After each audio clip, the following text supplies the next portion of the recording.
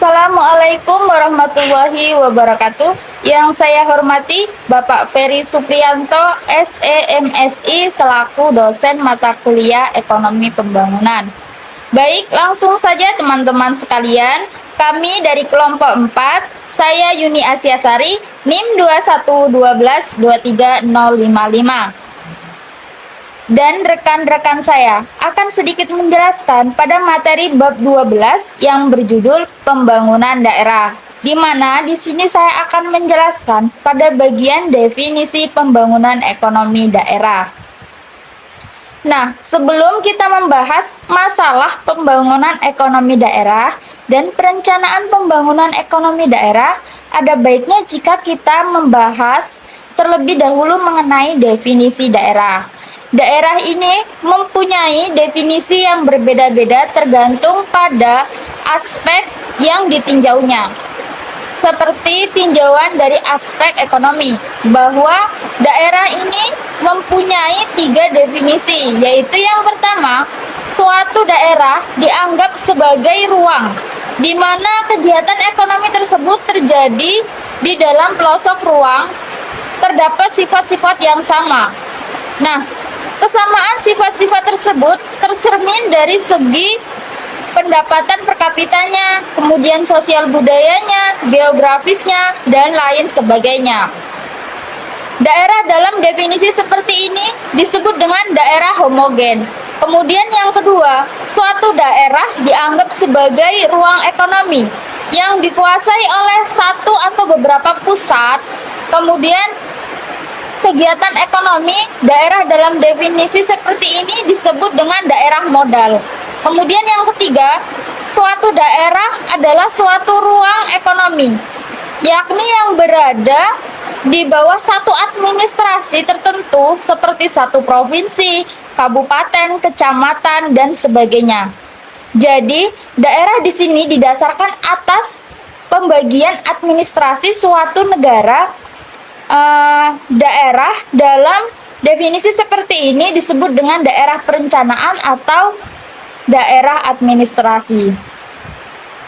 Jadi, jika kita membahas perencanaan pembangunan ekonomi daerah, maka definisi yang ketiga tersebut atau yang telah saya jelaskan tadi ini termasuk yang lebih banyak digunakan. Karena apa? Karena yang pertama, dalam melaksanakan kebijakan dan rencana pembangunan daerah ini diperlukan tindakan-tindakan berbagai lembaga pemerintah. Oleh karena itu, akan lebih praktis jika suatu negara dipecahkan menjadi beberapa daerah ekonomi berdasarkan satuan administrasi yang ada. Kemudian yang kedua, daerah yang batasannya ditentukan secara administrasi ini lebih mudah dianalisis. Karena apa? Karena biasanya pengumpulan data di berbagai daerah dalam suatu negara ini, pembagiannya ini didasarkan pada satuan administrasi tertentu. Kemudian, pembangunan ekonomi daerah ini juga dapat didefinisikan sebagai suatu proses di mana pemerintah dan masyarakatnya ini untuk mengelola setiap sumber daya yang ada dan membentuk pola kemitraan dan antara pemerintah daerah dan sektor swasta untuk menciptakan lapangan kerja baru dan merangsang perkembangan kegiatan ekonomi atau pertumbuhan ekonomi ini dalam wilayah tersebut. Masalah pokok dalam pembangunan daerah ini terletak pada penekanannya terhadap kebijakan-kebijakan pembangunan yang didasarkan pada ciri khas dari daerah yang bersangkutan, dengan menggunakan potensi sumber daya manusia, kelembagaan, dan sumber daya fisik secara lokal atau daerah. Pembangunan daerah atau pembangunan ekonomi daerah ini juga merupakan suatu proses, yaitu suatu proses yang mencakup pembentukan institusi-institusi baru, pembangunan industri-industri alternatif, perbaikan kapasitas tenaga kerja yang ada, untuk menghasilkan produk dan jasa yang baik, identifikasi pasar-pasar baru, alih ilmu pengetahuan, dan pembangunan perusahaan-perusahaan baru. Nah, setiap upaya pembangunan ekonomi daerah ini kan mempunyai tujuan utama untuk meningkatkan jumlah dan jenis peluang kerja untuk masyarakat daerah. Kemudian untuk mencapai tujuan tersebut, pemerintah daerah dan masyarakatnya ini harus secara bersama-sama mengambil inisiatif pembangunan daerah. Oleh karena itu, pemerintah daerah beserta partisipasi masyarakatnya dan dengan menggunakan setiap sumber daya yang ada harus menaksir potensi setiap sumber daya yang diperlukan untuk merancang membangun perekonomian daerah. Kemudian terdapat teori pertumbuhan dan pembangunan daerah. Ada beberapa teori yang secara parsial ini memahami arti penting dari pembangunan daerah. Nah, teori-teori tersebut ini berkisar pada dua hal, yaitu metode analisis perekonomian suatu daerah dan teori-teori yang membahas tentang faktor yang menentukan pertumbuhan ekonomi suatu daerah tertentu. Nah, di sisi lain, untuk menganalisis perekonomian suatu daerah ini sangatlah sulit, karena yang pertama, data tentang daerah ini sangatlah terbatas, terutama jika kita menggunakan daerah modal. Dengan keterbatasan data yang tersedia, sangatlah sulit bagi kita untuk menggunakan metode yang telah dikembangkan dalam memberikan gambaran mengenai perekonomian suatu daerah. Yang kedua, data yang tersedia umumnya tidak sesuai dengan data yang dibutuhkan untuk menganalisis daerah. Karena apa? Karena data yang terkumpul ini biasanya ditunjukkan untuk memenuhi kebutuhan analisis perekonomian secara nasional. Yang ketiga, bagi negara sedang berkembang, kekurangan data ini sebagai suatu hal yang umum. Data yang ada dan terbatas itu seringkali sulit untuk dipercaya, sehingga akan menyulitkan bagi kita dalam melakukan analisis yang memadai mengenai keadaan perekonomian suatu daerah. Mungkin hanya itu yang dapat saya jelaskan. Materi selanjutnya akan dijelaskan oleh teman-teman saya. Saya akhiri, wassalamualaikum warahmatullahi wabarakatuh. Assalamualaikum warahmatullahi wabarakatuh. Yang terhormat kepada Bapak Peri Supriyanto, SEMSI, sebagai dosen pengasuh di mata kuliah Ekonomi Pembangunan. Perkenalkan, nama saya Cindy Mutiara, NIM 2112230003, dari kelas 3 RPA Manajemen, Prodi S1 Manajemen, Fakultas Sekolah Tinggi Ilmu Ekonomi Rahmanias Kayu. Baik, saya di sini akan melanjutkan materi yang telah dijelaskan oleh teman saya tadi.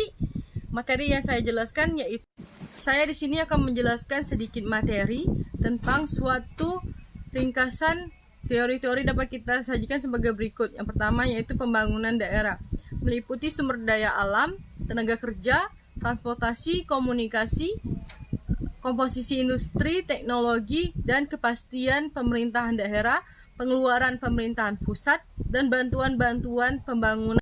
Yang kedua yaitu teori neoklasik. Teori ini menjelaskan bahwa tidak terlalu besar untuk menganalisis pembangunan atau regional, karena teori ini memiliki dua konsep penting dalam pembangunan ekonomi daerah, yaitu keseimbangan alamiah dan mobilitas. Oleh karena itu, modal akan mengalir dari daerah yang berupah tinggi ke daerah yang berupah rendah. Yang ketiga yaitu teori basis ekonomi, menyatakan bahwa faktor penentu utama pertumbuhan ekonomi suatu daerah berhubungan langsung dengan pemerintahan akan barang dan jasa dari luar daerah. Teori ini memiliki kelemahan, yaitu permintaan eksternal bukan internal, yang akan menyebabkan ketergantungan yang sangat tinggi terhadap kekuatan pasar baik secara nasional maupun global. Yang keempat yaitu teori lokal, mempengaruhi suatu pertumbuhan ekonomi karena perkembangan industri kuno menyatakan bahwa lokasi yang terbaik adalah lokasi yang murah antara bahan baku dan pasar. Jadi jika banyak variabel lainnya yang mempengaruhi kualitas atau ketersediaan suatu lokasi. Teori tempat sentral ini dapat diterapkan untuk pembangunan ekonomi baik di perkotaan maupun di pedesaan. Teori Kawasaki kumulatif ini menjelaskan bahwa pembangunan di daerah-daerah yang lebih maju akan menyebabkan suatu keadaan yang akan menimbulkan hambatan yang lebih besar daripada daerah-daerah yang lebih keterbelakangan untuk dapat maju dan berkembang. Model daya tarik industri ini merupakan model pembangunan ekonomi yang paling banyak digunakan oleh masyarakat. Paradigma teori baru pembangunan ekonomi daerah. Teori pembangunan yang ada sekarang saat ini, seperti yang telah diuraikan pada pembahasan sebelumnya, tidak mampu untuk menjelaskan kegiatan-kegiatan pembangunan ekonomi daerah baik secara tuntas dan komprehensif. Baik, itu saja yang dapat saya sampaikan di dalam materi tersebut. Jika ada kesalahan atau kekurang jelasan, saya mohon maaf. Saya akhiri. Wassalamualaikum warahmatullahi wabarakatuh. Assalamualaikum warahmatullahi wabarakatuh. Perkenalkan, nama saya Sandy, NIM 211122340. Di sini saya akan melanjutkan penjelasan yang sudah dijelaskan oleh rekan saya tadi. Di sini saya menjelaskan tentang materi arti penting perencanaan pembangunan ekonomi daerah.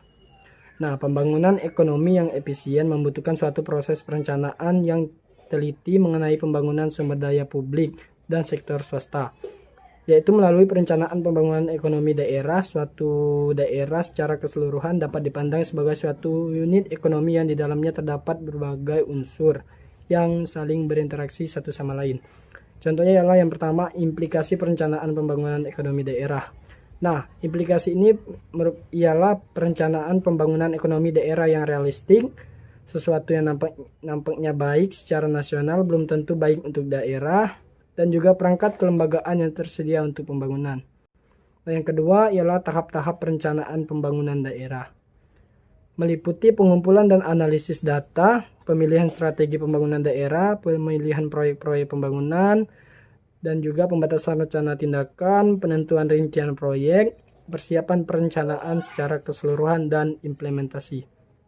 Yang ketiga ialah sumber daya perencanaan untuk pembangunan daerah. Meliputi juga lingkungan fisik sebagai sumber daya perencanaan, lingkungan regulasi sebagai sumber daya perencanaan, dan juga lingkungan attitudinal sebagai sumber daya perencanaan.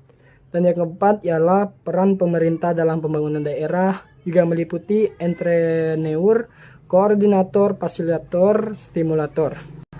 Dan yang kelima ialah informasi yang dibutuhkan dalam perencanaan pembangunan ekonomi daerah, meliputi data kependudukan, kondisi pasar tenaga kerja, karakteristik ekonomi, kondisi fisik atau lokasional, dan layanan jasa bagi masyarakat. Baiklah, itulah penjelasan materi tentang arti penting perencanaan pembangunan ekonomi daerah. Untuk materi selanjutnya akan dijelaskan oleh rekan saya. Terima kasih. Assalamualaikum warahmatullahi wabarakatuh. Assalamualaikum warahmatullahi wabarakatuh. Saya Rehna Wulandari, NIM 211123019. Saya dari kelompok 4 ingin menjelaskan materi tentang ukuran-ukuran pertumbuhan ekonomi dan keterkaitan. Analisis Shifter adalah analisis ini memberikan data tentang kinerja perekonomian dalam 3 bidang yang saling membutuhkan satu sama lain. Yang pertama, pertumbuhan ekonomi, yang kedua, pergeseran proporsional, yang ketiga, pergeseran diferensial. Terdapat kelemahan model analisis Shifter adalah yang pertama hanya dapat digunakan untuk analisis ex post, yang kedua adanya data periode waktu tertentu, yang ketiga analisis ini sangat berbahaya sebagai alat peramalan, yang keempat tidak dapat dipakai untuk melihat keterkaitan antar sektor, yang kelima tidak ada keterkaitan antar daerah. Location quotients, dalam teknik ini kegiatan ekonomi suatu daerah dibagi ke dalam 2 golongan, yaitu yang pertama kegiatan industri yang melayani pasar di daerah itu sendiri maupun di luar daerah yang sangat bersangkutan. Yang kedua kegiatan ekonomi atau industri yang hanya melayani pasar di daerah tersebut. Namun teknik ini mempunyai beberapa kelemahan, yaitu yang pertama, berasumsi bahwa setiap pola permintaan setiap daerah identik dengan pola permintaan bangsa dan bahwa produktivitas setiap pekerja di setiap sektor regional sama dengan produktivitas setiap pekerja. Yang kedua, tingkat konsumsi rata-rata untuk suatu jenis barang untuk setiap daerah adalah berbeda-beda. Yang ketiga, bahan keperluan industri berbeda antar daerah. Analisis overlay. Yang pertama, jika pertumbuhan bertambah dan kontribusi bertambah, maka sektor tersebut cukup dominan, sehingga harus mendapatkan prioritas dalam pembangunan. Yang kedua, jika pertumbuhan bertambah dan kontribusi berkurang, maka sektor tersebut sedang mengalami perkembangan, sehingga perlu mendapatkan perhatian untuk ditinggalkan kontribusinya dalam penentuan PDRB. Yang ketiga, jika pertumbuhan berkurang dan kontribusi bertambah, maka sektor tersebut sedang mengalami penurunan, sehingga perlu untuk dipacu pertumbuhannya. Yang keempat, jika pertumbuhan berkurang dan kontribusi berkurang, maka sektor tersebut sedang tidak potensial, sehingga tidak layak untuk dikembangkan. Baiklah, sampai di sini saya menjelaskan materi tentang ukuran-ukuran pertumbuhan ekonomi dan keterkaitan. Wassalamualaikum warahmatullahi wabarakatuh. Tipologi skala Sen, identifikasi daerah tertinggal. Skala Sen menganggap daerah sebagai mikromos yang diskrit, yaitu daerah ekonomi yang dapat dipahami dengan melalui studi tentang besaran-besaran ekonominya. Angka pengganda pendapatan adalah suatu perkiraan tentang potensi kenaikan pendapatan dari suatu kegiatan ekonomi yang baru dalam masyarakat. Angka pengganda pekerjaan untuk mengukur pengaruh suatu kegiatan ekonominya baru terhadap tercipta jumlah pekerjaan. Analisis input-output suatu teknik pengukuran ekonomi daerah atau regional. Rasio penduduk pengerjaan RPP untuk mengetahui kemampuan setiap sektor dalam perekonomian dalam menangkap peluang kesempatan kerja.